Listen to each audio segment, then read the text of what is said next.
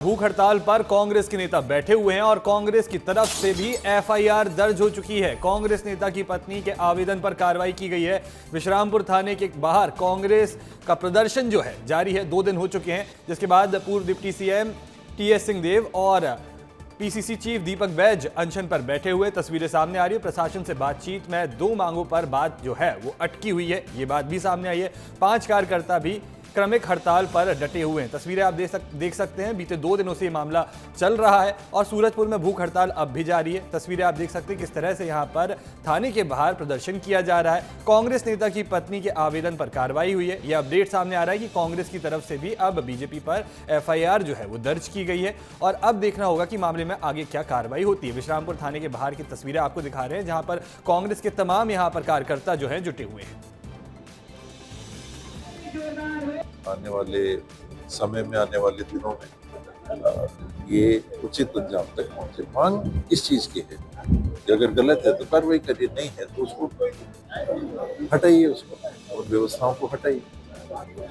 तो सरल मांग है, बहुत बड़ी मांग नहीं है और प्रशासन को हम लोग मानते हैं कि ये क्योंकि न्यायोचित है तो अंततः उचित लगेगा। हम लोग टीएस बाबा जी के साथ और हमारे पूरे साथियों के साथ लगातार हम लोग का हमारा न्याय का सत्याग्रह अनशन हमारा जारी है और जस्ट अभी जो हमारी मांगे 3 बिंदु पे, एक बिंदु क्रमांक 1 के सत्ता चलाओ, वो हम बर्दाश्त नहीं करेंगे। इसलिए बधाई, शुभकामनाएं टीएस बाबा साहब को, पूरी टीम को कि अभी एफआईआर हमारे पक्ष से भी हुआ है, तो हमारा जीत का, न्याय का एक पायदान अभी हम लोग आगे बढ़े हैं। तो इस खबर पर अधिक जानकारी के लिए मेरे सहयोगी सूरज मेरे साथ जुड़ चुके हैं सूरजपुर से। सूरज, पूर्व डिप्टी सीएम टीएस सिंहदेव और प्रदेश अध्यक्ष दीपक बैज जो है वो अनशन पर बैठे हुए 2 दिन बीत चुके हैं, लेकिन अब तक मामले में कोई कार्रवाई नहीं हुई है, कोई एक्शन नहीं लिया गया है।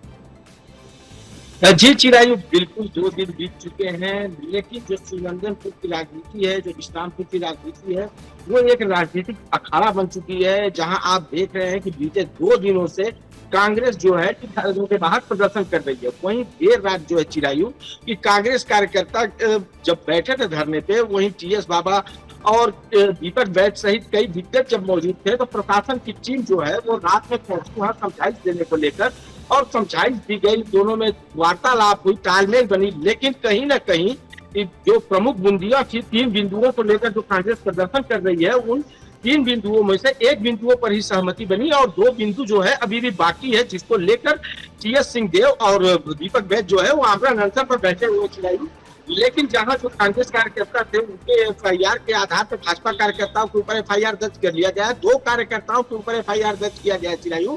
लेकिन जो टीएस सिंहदेव और दीपक बैज का यही कहना है कि हमारी जो 2 और मांगे हैं एफआईआर हटाने की और थाना प्रभारी को हटाने की, जो आर्म्स एक्ट की एफआईआर दर्ज की गई है उसे हटाने की, और जो स्थानीय थाना प्रभारी है, थाना प्रभारी, उसको हटाने की मांग जो है उस पर वो अड़िग नजर आ रहे हैं और उसको लेके जो है वो आमरण अनशन पर बैठे हैं। वही कार्यकर्ता है वो सूरज, अब देखना होगा कि इस पूरे मामले में कब एक्शन लिया जाता है, क्योंकि 2 दिन बीत चुके हैं और 2 यहाँ पर मांगों पर जो पूरी बात अटकी हुई है उस पर किस तरह से बात बनती है, इस पर नजर बनाए रखेंगे। तमाम जानकारी साझा करने के लिए आपका बहुत बहुत शुक्रिया।